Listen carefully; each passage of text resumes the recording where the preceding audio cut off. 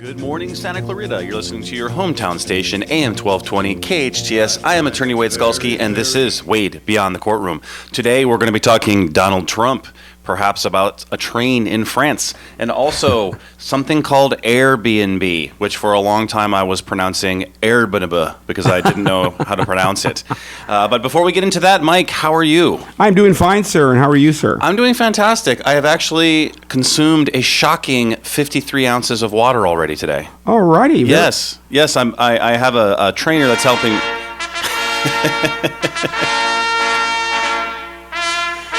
Thank you. That's awesome. That should be our new theme song. I like that. That is really good. And it's over. My trainer has suggested I drink 100 ounces of water a day. And how is that safe? It's because safe. You hear stories of people drinking a lot of water and they're like their head blows up or something. I've never heard a story of someone drinking water and their head blowing up. Is there such a thing as too much water? I mean, yes, you can drink too much water, but 100 ounces is not too much. It's only 100 ounces. Okay. Yes. What's that in metric? I have no idea. What did you think I said? 100 gallons. Oh, 100 gallons. Oh, yes. No, I couldn't It was the fanfare. Yes, exactly. That's just 53 ounces. Did I say gallons? Did you say gallons? I don't know. This is where we'll have to play it back. Right, Wade Beyond the Courtroom, where law, culture, and Wade's water routine meet. Anyways, so it's a shocking 53 ounces, so I'm feeling very hydrated and ready to go. Let's talk a little bit about Donald Trump for a second before we get into the legal Airbnb stuff, or Airbnb, which makes me laugh every time I try to read it. It's the water. That's the water. Okay. Yes, we're pouring out water out in the studio. So Donald Trump is still in the race. He had 30,000 people come see him in Alabama. Yeah. And I think, isn't that almost the entire population of Alabama? Probably. So anyway, I find I'm not really a political junkie. That's not my thing, So I do, my wife and we do have political discussions where we effectively agree on everything and say the kids today a lot. I'm stunned by the fact that Trump is actually still in the race, and he's claiming like 50+% of the Republicans think that he's going to be the nominee. How about the helicopter rides? That was pretty cool too. There's a thought process there. This is a guy that woke up and said, you know what? I know she's there. Let's give the kids helicopter rides. Yeah, and if people that don't know how do you about top it, it's like, that? You can't. If you have $8 billion, she could have said, "Here, read my emails." Right. That might have worked. And of course, we're referring to Donald Trump giving kids rides at the state fair in a helicopter. Yeah. So that's in his helicopter, right? He didn't steal. That's got to be a life-changing experience for kids. I would think so. Yeah. He didn't steal someone else's helicopter. No, it's his. It's his own helicopter. Probably one of many. Yes. So, anyways, let's get off Donald Trump. But as time goes on, I'm fascinated by it. This is one of the most fun political seasons I've ever seen in terms of the whole server thing with Hillary, and Bernie Sanders is running around the country saying we're going to, what he wants to do. All the stuff is really amazing and interesting to me, and even though I'm not really a political junkie. But let's get into now. Have you heard of, before I talk to you about today, the service Airbnb? No. Okay. It sounds like a radio thing or something. It does. Well, again, when I would read it, because it's Airbnb, but there's no spaces in it, and so I thought the whole word was Airbnb, and I was like, that's a weird thing to name your. You didn't put any periods. I'm not a smart man. It took me a while to get it. So I think it's Air, Bed, and Breakfast as a takeoff on that. I could be wrong. This is one of those kids today things. But anyways, if people aren't familiar with what it is, it's a service like Uber. Actually, it's a crowdfunding service where what will happen is that you basically can rent out your home to someone else. So just like you rent out your car as a taxi driver, you drive somebody around, you can rent out your home to someone else. And there's 1.5 listings on the site over 100 plus different countries. And so what we're going to talk a little bit today about is, one, is it legal? Two, what are some of the sort of things that you can trip over in terms of if you decide to do it? And three, should you do it? I think it's legal. I mean, look, I'll give you an example. It's probably before your time. Okay. This is any city, when the Olympics were in Los Angeles, people were renting their houses out, like crazy. It was very hard to find places to stay. So people were putting their houses for rent during the Olympics. You could go there and rent the house for a month. Right. And obviously that had to go through something. It sounds a lot like that. Yeah, that is very similar. I think the difference is a couple different things that we're going to talk about. Number one is it's the locale is important. Number two is that certainly things like that happen all the time from a from that standpoint where you're just an individual's going to do it. There's an event and whatever. But that was also back in 1980. So right, there was the Olympics. Los Angeles Olympics and Olympic. Yeah, I gotta look it up now. They boycotted 84, right? Yeah, or was it's either 80 or 84. It was kind of before your time, like I said. If only there was a service on a computer that we could use to figure out that information and ask it a question. Is this like an app? Yeah, something. It's a Google. It's worth a Google. But I mean, as Uber, you go in and say, yes, right? Yes. Airbnb is an app. It's on or you can do it on the computer as well.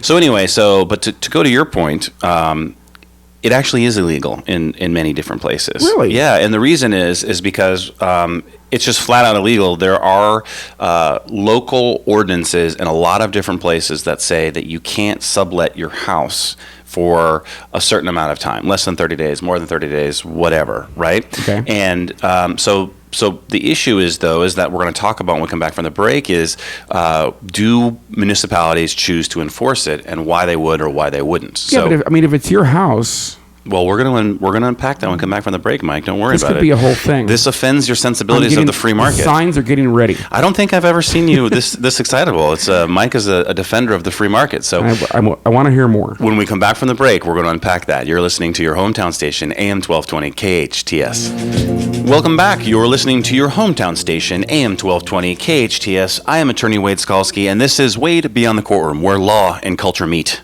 So, Mike, you were really. I think it's the most fired up I've ever seen you in the 8 months we've been doing this show. I just I don't. I mean, yeah, There's a couple things there. You mentioned there was like a Santa Monica thing as well. Right. Well, let's unpack it a little bit. I guess municipalities can really write any law they want, but. I mean, they can. I'm sure it can be challenged. Yeah, well, sure. Okay, so let's talk about Santa Monica. Just passed an ordinance, basically that's basically put some limits on services like Airbnb. Okay. So basically, what it said is that it's going to prohibit housing unit rentals of less than a month unless the primary resident is also staying there and will pony up the same 14% occupancy tax hotels in the city that must be paid. So basically, two things. One, Santa Monica said you can't do this for less than a month unless you yourself actually live there with it while they're there, which seems weird. And two, you got to pay the taxes because this is really what this is all about. So it's a money grab. It's lots of revenue. Of course, so to speak. If you have to, most times you have to get a permit or obtain a license to be able to accept guests. So like you were talking about on Catalina Island where you can rent out a house for the summer or whatever. Those people all have to go through certain regulatory issues to have their house be a rental. It's deemed a rental, and so when they do that, then they have to pay taxes and all of that. And I think in most cases those are probably done through a rental agency who's probably a licensed real estate. Handles all that stuff. Yeah, exactly. So you're saying, hey, listen, I don't understand why in the free market, if I have a home that I'm going to go, let's say I'm going to go on a vacation for a month, why can't I rent it out to somebody and then have them, basically pay me for that and I can make money off of it? Now, technically, if you wanted to get real technical, if you're renting your house out for profit, there's a business license there thing as well too. Well, there are issues in regards with income tax because that's you're deriving income from your property. So there's all these sort of landmines that people don't think about. But really, what it comes down to is this, and I think it's you brought up a really good point, is that there's always a tension in the law between the law and sort of freedom, basically, any kind of freedom. So you're saying, hey, why can't I have the freedom to rent out my house to whoever I want? And the government says, well, we want to place regulations on that, and there's a tension on that. And by the way, I'm sure this happens under the radar all the time.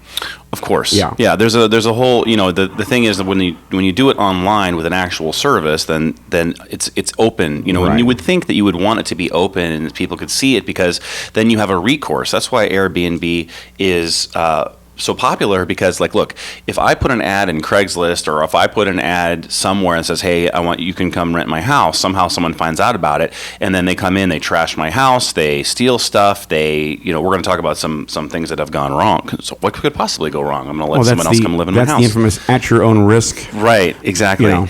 And but the thing is, with Airbnb, they have, they vet the people because you have to have a profile. They have I guess they have guarantees for certain things. So the Airbnb actually does provide a pretty good service for people that want to rent out their homes.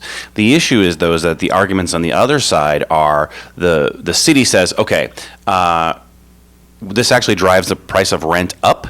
Because take a city like Santa Monica, for instance, where housing is hard to find. Right. Okay, it's a very highly demand area for Rent housing. control It's as right, well. yeah, exactly. It's right by the ocean. Everybody wants to be there. Okay, so these landlords are starting to realize, hey, listen, I can use a service like Airbnb or another service, and then I don't even have to have full-time renters there for the year. I just keep renting it out, and I can make more money doing it that way than I can actually having someone live there for a full year. Well, what that does then is that takes those houses off of the market for people that want to live in Santa Monica. So there's less inventory in Santa Monica for people who want to live there full time, and then that drives the price of rent up for everybody else, which then at the same time has an impact on the housing. And so that's the argument against cities like Santa Monica. Like Indianapolis, nobody cares, okay? Yeah. This is not happening in Indianapolis or Cleveland, right? No, or Detroit, where half the houses are you can just go sit in a house for free in Detroit because half the houses are unoccupied. But yeah, so in these areas, same thing in New York. Like that's also, they're having a bunch of issues in New York as well. There was but there are actually protests. There are people actually protesting the city councils of some of these cities, saying, "Hey, let us do this because we should be able to make money off of this." And one of the signs that really impacted my heart on this, Mike, that I saw when I was doing some research for this was a woman was holding up a sign and it said, "Make room in your hearts for the rooms in our homes." Wow. Yeah, it was impactful. That's the most effective protest sign that I've ever seen. It made me feel for that woman's right to rent out her home to strangers. You're like an Occupy movement for your peers, I don't know if it's an Occupy. Yeah. It's not an Occupy Wall Street. It's an Occupy our unused rooms in our homes, right? I don't know. We're going to start a movement. I mean, I think really it's a great idea.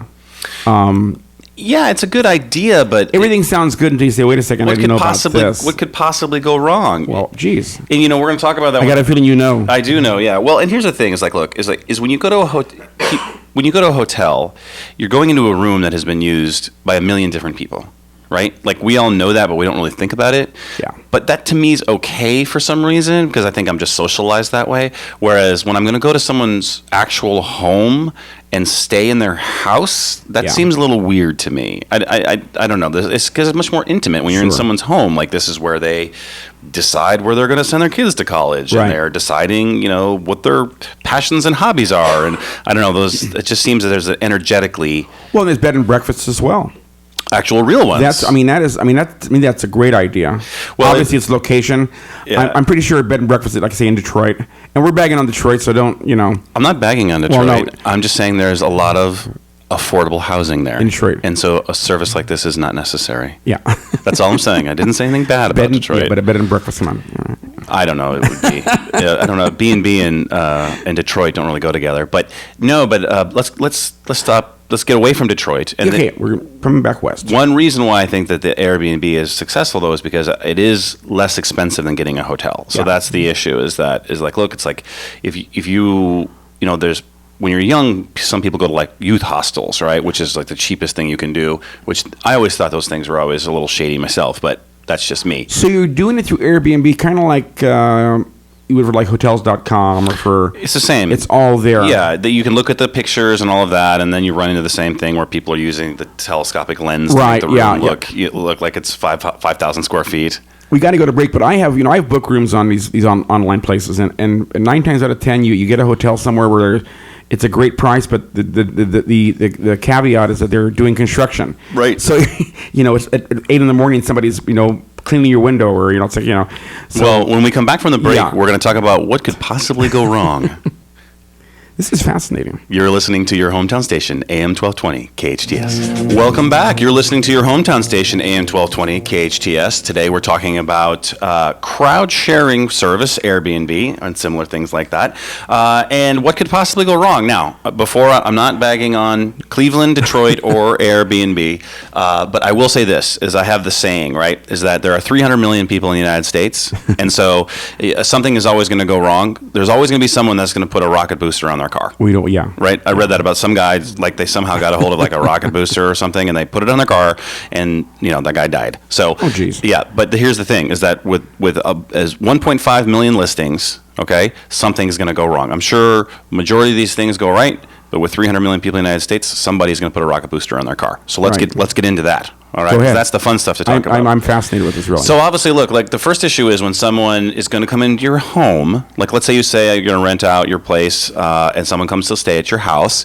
You don't move all of your valuables out. No. So like. People have instances where someone stole a guy's birth certificate, so you have like ID stealing your ID, issues like that. So also it's I keep all of my personal journals from 8th grade and high school. 8th grade, really? With the little lock and the key. Did you have a lot to write about back my then? diary that I used to keep under the bed. So I would be concerned about people going into those, right? Yeah. And learning about my teen angst that I had. Preteen years, yes. I'm joking, of course. Of course. Or am I? Yeah, I don't know. It could be. So, and then other issues too, like, okay, so let's talk about the crime issue. So they've had issues where people have done a pop-up brothel where you rent out your house and you leave, and all of a sudden someone's running a brothel out of your house for a while, and you're alerted when the police raid it. So that's been some issues that have happened. Also, too, is that if you don't know the issues with regards to the local regulations, you can have issues where you rent it to the person, they're there, and then this is you as a renter, and then you get kicked out, you get evicted because the cops come or the local authorities find out and say you can't do it, and they get evicted, and then they evict the homeowner for doing it because it's a violation of the lease. Yeah. Right. So that's another issue of things. You also have HOAs too.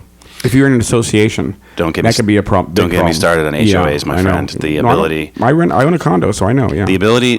The only organizations that limit our liberty more than the federal government, local municipalities, and states are HOAs. Yeah. So, but don't get me started on them. Although I'm sure that if I would like an HOA if my neighbor decided he wanted to park a giant Winnebago in front of my house or something, then it'd be HOA would be great. Anyways, that's a whole other topic. But I mean, it could fall into that too.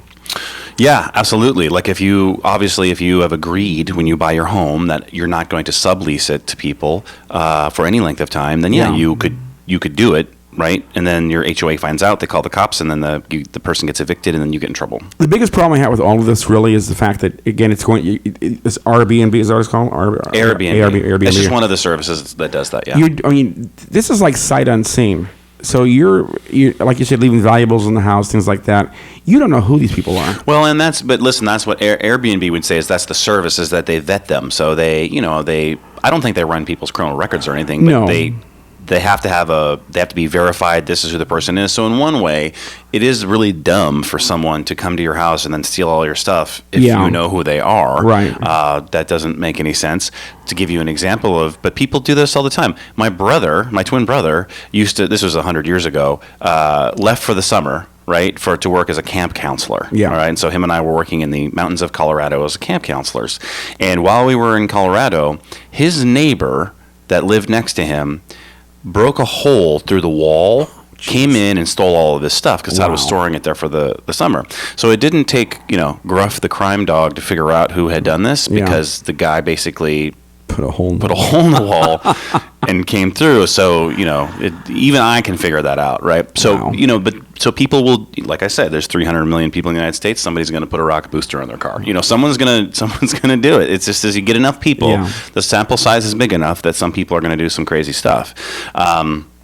Other things too that happen is people, they may have like a substance abuse problem. So if they're coming to party in New York for a vacation and have fun, people could be doing drugs in your house. Sure. Like it's just a crazy thing.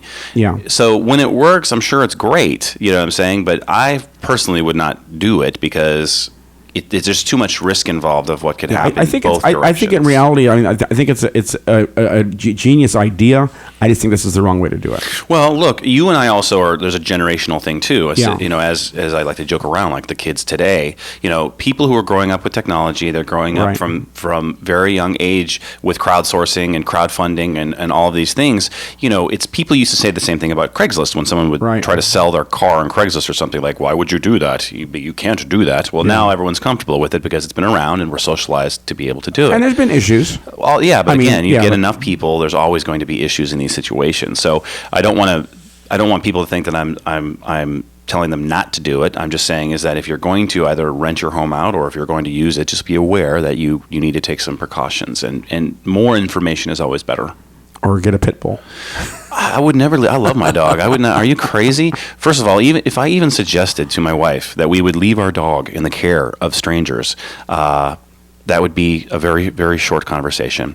So anyways, we've had a really fun day today, man, talking about Airbnb, what to do, what not to do in terms of some of the pitfalls. And really, it's just, I love talking about stuff like this. And you've been listening to your hometown station, AM 1220, KHTS. I'm attorney Wade Skalsky, and this is Wade Beyond the Courtroom, where law and culture meet.